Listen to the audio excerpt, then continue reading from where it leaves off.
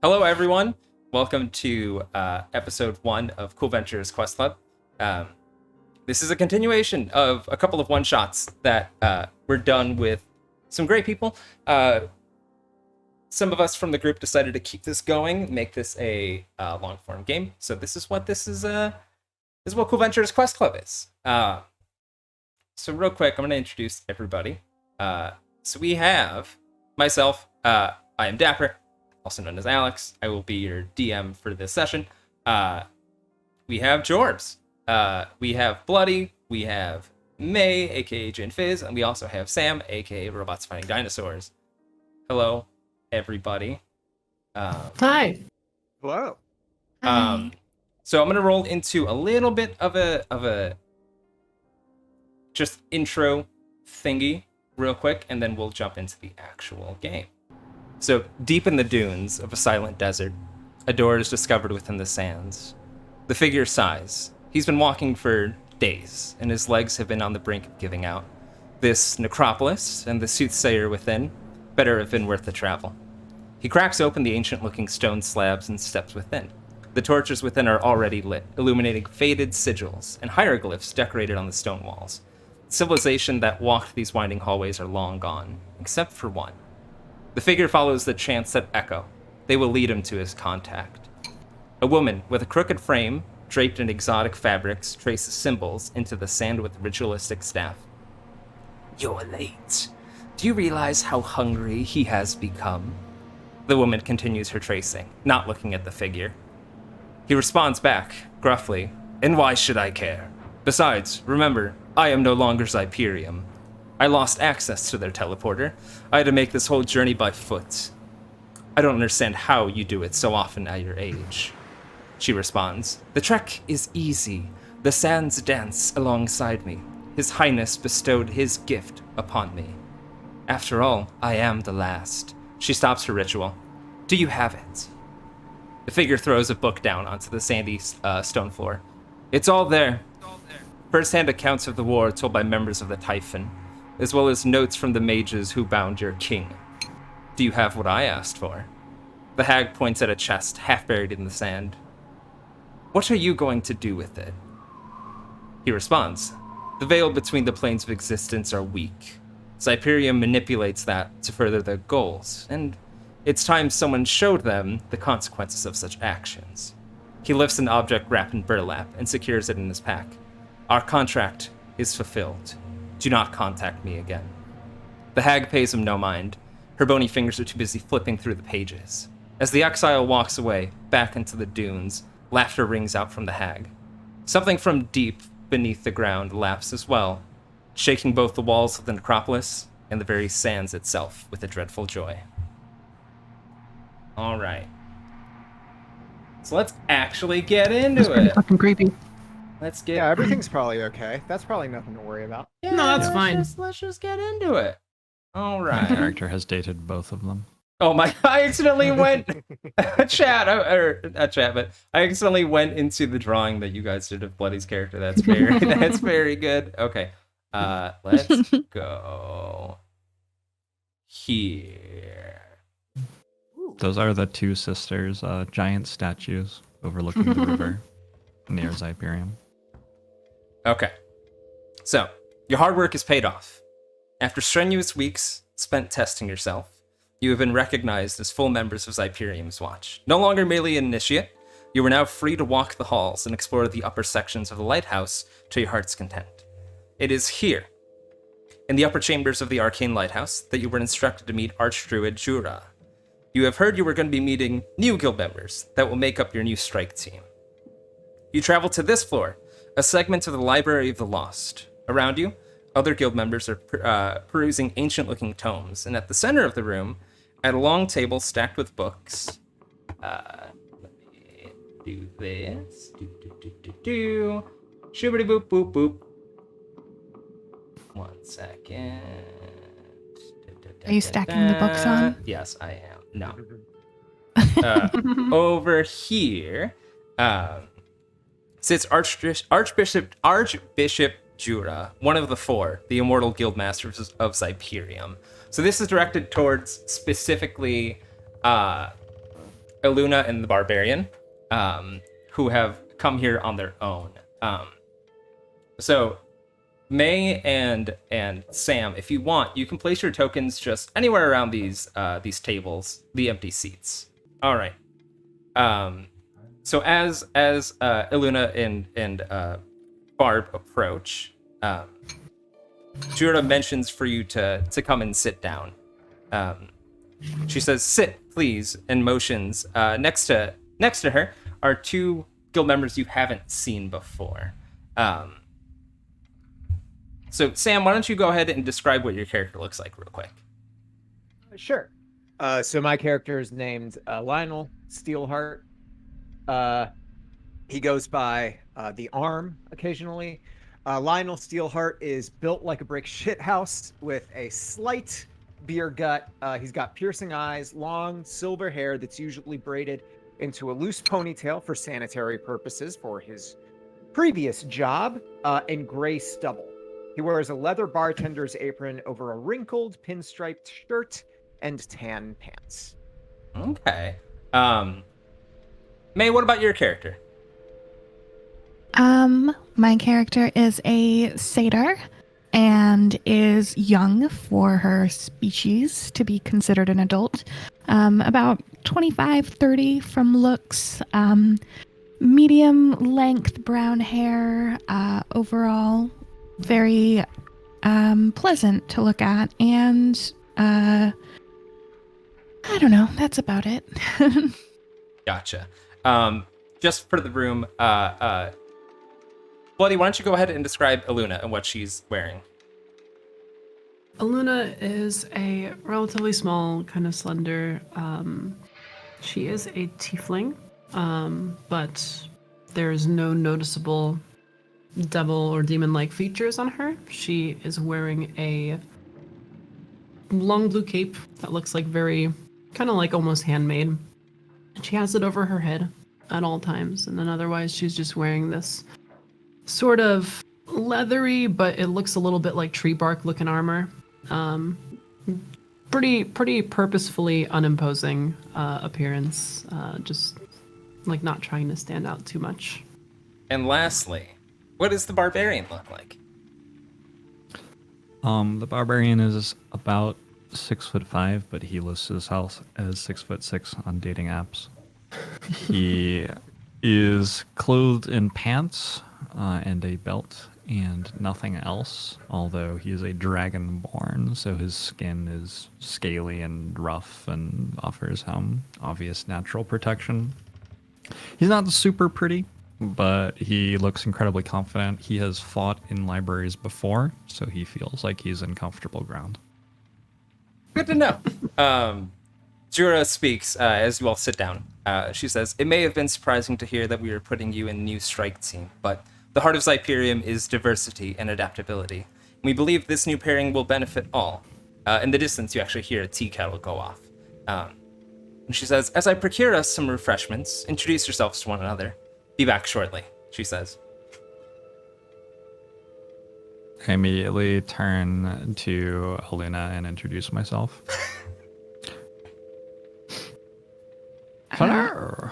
I don't believe we've met. I'm in.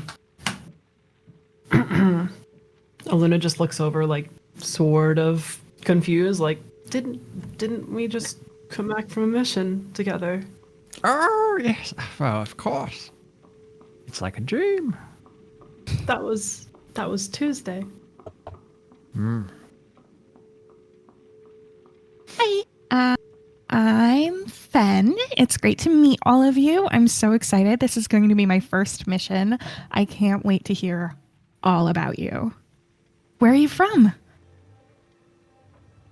In response to that, Eluna slowly slides her chair behind the Barbarian. As she is shy and does not like the talks. The Barbarian takes an incredibly deep breath and begins to recount his ancestral heritage and general family dynamics in the Wastes. And is taking notes. Wow. Sam, what about Lionel? Oh yeah, no, Lionel at this point is just kind of seated back as soon as as soon as they were out of the room, or as soon as like they gave us time to introduce ourselves, he's just kind of he's dozing off, waiting for things to start happening. He's too old for this shit. Gotcha. As you all continue talking and getting to know one another, Jorbs, from your back, the weapon you have holstered from before actually speaks up. It says, "Oh, do not forget about me. How obtuse of you!" And as you look Is at... this my weapon? Yes. As you look at your back... As I look at my back? or as you grab it, I should say. Okay. I was going to say, Dragonborn anatomy doesn't quite work like that. This is what the weapon looks like. You should see it on your screen, right? Yeah. So that is a Kanda, and yours is a little bit larger than that. It's just as ornamental. You could tell that once this may have been a very decorated sword, but it has been fought in many battles. The edge of the blade has many chips in it, but it still is a resoundingly strong weapon. But yeah, this is the weapon that you have held. And he goes on to say, "I am Sir Gallo, renowned knight of Whitespire. So, this is Xyperium, eh? I attempted to join their ranks once. Fools never let me in, but guess who has finally gotten inside? Ha ha ha!" Barbarian, I think your pet squirrel is talking. Yes, this is my sword. I found it in a vault. It has some odd conceptions of what it is. Try to just ignore it. And he You says, found it in your vault? It belonged to you already? Not in my vault. Well, it became my vault that day. Oh, do you know whose vault it was? I've heard about these kinds of swords and I'd love to read up on it. Best not to dwell on that part of our history, I think. the sword says, "Well, you're very chatty." He says at, well, kind of everybody, and says, "But you there, Dragonborn." And he says, "For you to use me in battle, we must, how should I put this? Enter a contract." I had a boyfriend who said that kind of thing before, and I recommend against it.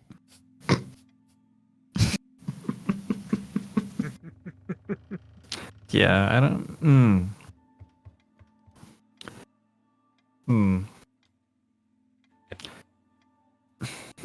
Are you still talking? He says, "Yes, you..." Let me explain how we're going to use each other in battle. I'm going to draw you, and I'm going to stick you in things. And he says, "Yes, that is all good and mighty, and I love stabbing. Good. But," he says, "I shall allow you to use me. But you must accept a contract. You must continue the adage of so many who came before me. You, Sir Dragonborn, can use this blade as you please, calling upon fragments of my power in battle. But just know that if you ever perish, your soul will take my place, and the weapon will take your name. As has happened countless times before, to wield the blade of the infinite, one must add to the chain." Ah. Well, that is quite exciting. I would love to be a sword. He says, At this point, Yeah, go on. At this point, Lionel busts out laughing and takes out a flask and drinks from it. It is yes. He says, "So you accept?" I do. As you do, on your hand, a sigil of an hourglass just appears, almost like a tattoo. And you notice that the top half of the hourglass is completely full. And he says, "Contract completed." There you go. You got a weird squirrel, Barbarian. Let's see. Turn this back on. And Sorry. wait, what was the sword's name again? The sword's name is Sword. Yeah, there you go. Oh. It's just sword. Hey, sword. How long ago were you like a person? And the sword doesn't respond. You kind of recall that his name was Gallo or something like that. Gallo, maybe? He's like, "Yes, Gallo? that is me. Hello." Hello. How long ago were you a person? And he says, oh, when you're in the sword itself, concept of time is a odd, fickle thing. Oh boy. Hmm. Hear that.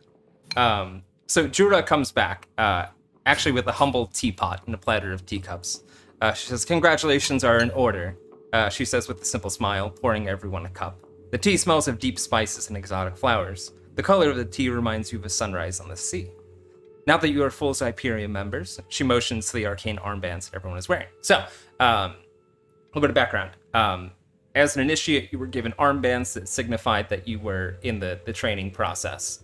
Think of it like a school sigil of sorts. And as you went on to Slytherin, by the way. okay, good.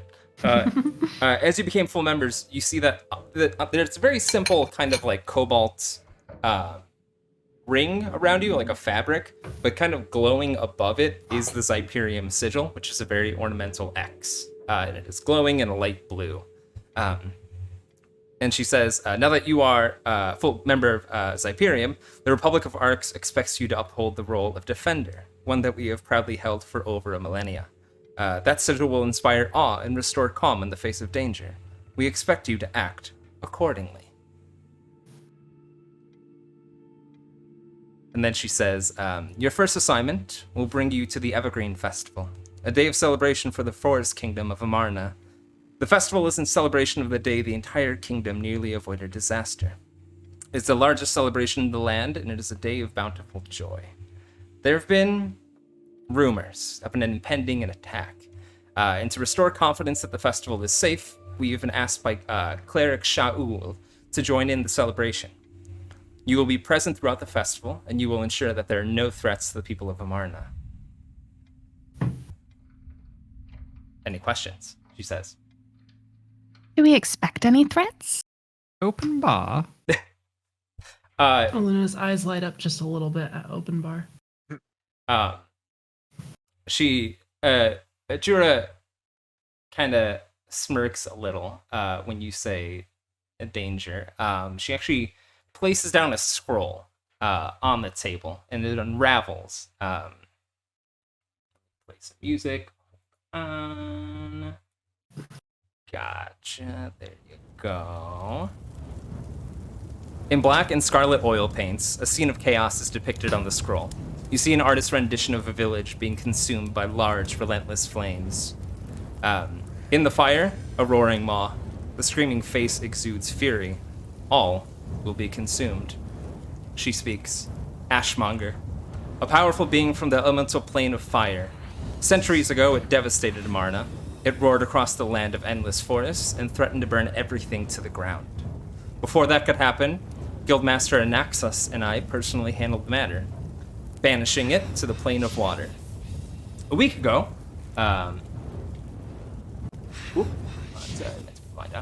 she says, a week ago, a small fire was started not far from the festival grounds. Onlookers said it burned the same hues as the fires churned by Ashmonger so very long ago. The public is anxious, and rumors are spreading that Ashmonger is returning to finish what it started. This, by the way, is impossible. Anaxus ventured to the plane of water and personally saw that Ashmonger is still in captivity there under constant surveillance, which leads us to believe the fire was started by possible outlaws or, and her face kind of sours a bit. She says, mischievous delinquents with too much time on their hands. Do you have any questions? No. Sounds Who pretty has standard. been... Oh. Well, you go ahead. Who has been surveilling the Ashmonger? And she says, it is Guildmaster Anaxus, who is the other immortal. He is one of the four. He leads what are called the Lumos, which are the scouts and rangers of Xyperium. Let me show you his thing. Bloop, that's him. Oh, we were done with that part. Okay. There you go. That's all good. I'll keep that up. Okay.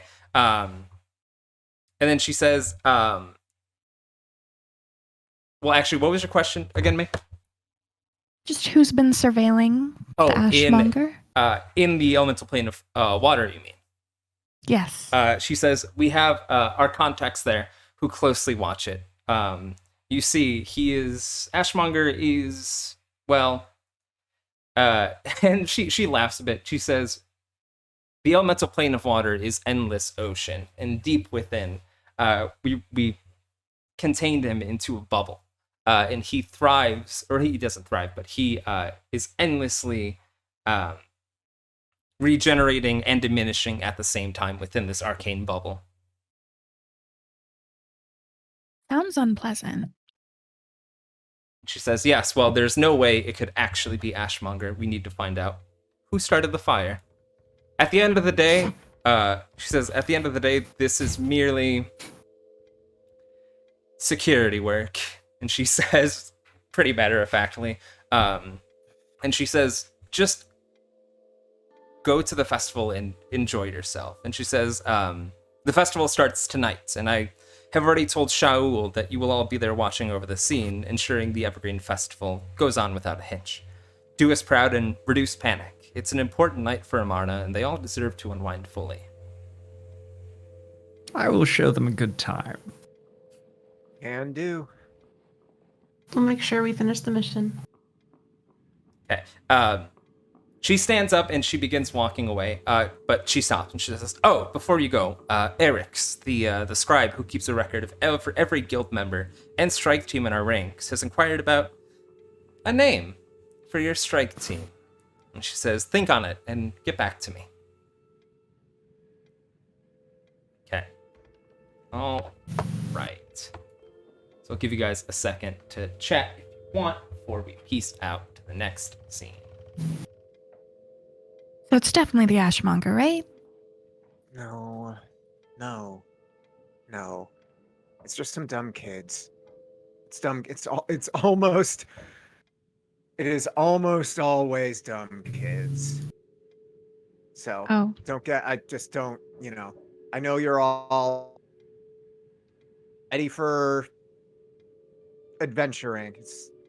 Don't get too excited. It's a simple job, simple security. It's just some dumb kids. We'll handle it and we'll get out of there. And then we'll go to a party. It'll be a great time. It is going to be a big party, so that's good. See here, little one. Some of them have hard skins, useful for bludgeoning, whereas others are softer skins, flexible, more improvisational weapons, if you will. You can also, if need be, pick up the entire structure and tilt it as a toppling weapon, or even throw it at the enemy. Books. We're talking about books? Books. Is that what they're called? Oh. Eluna is just nodding along because she also has not seen many books. The sword, Sir Gallo says, can you even read? Can I read?